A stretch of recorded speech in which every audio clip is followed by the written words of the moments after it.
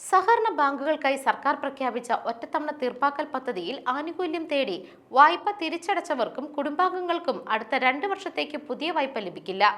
ഒറ്റത്തവണ തീർപ്പാക്കൽ പ്രകാരം വായ്പ തീർപ്പാക്കുന്നത് 5 വർഷത്തിൽ ഒരിക്കൽ മാത്രമാക്കി ചുരുങ്ങുകയും ചെയ്തു.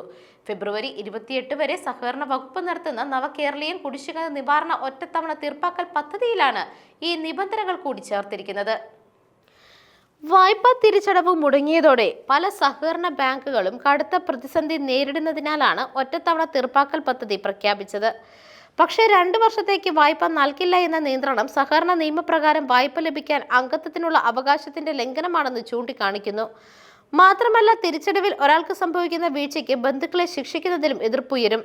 സഹകരണ ബാങ്കുകളിലെ വായ്പ തിരിച്ചടയ്ക്കേണ്ട എന്ന ധാരണ ഇല്ലാതാക്കാൻ ഇത്തരം നിബന്ധന സഹായിക്കുമെന്നാണ് സഹകരണ വകുപ്പ് പറയുന്നത്. കോടികളാണ് പല സഹകരണ ബാങ്കുകളുടെയും കിട്ടാക്കടം. ഒറ്റത്തവണ തീർപ്പാക്കൽ പദ്ധതി ബാങ്കുകൾക്ക് നഷ്ടമാണ്. നിക്ഷേപം കുറയുന്ന സാഹചര്യത്തിൽ കിട്ടാക്കടം തിരിച്ചുപിടിക്കാൻ ജപ്തി നടപടികൾ ഉൾപ്പെടെ സ്വീകരിക്കാനും ആലോചനയുണ്ട്. News desk മെഗ്നവിഷൻ.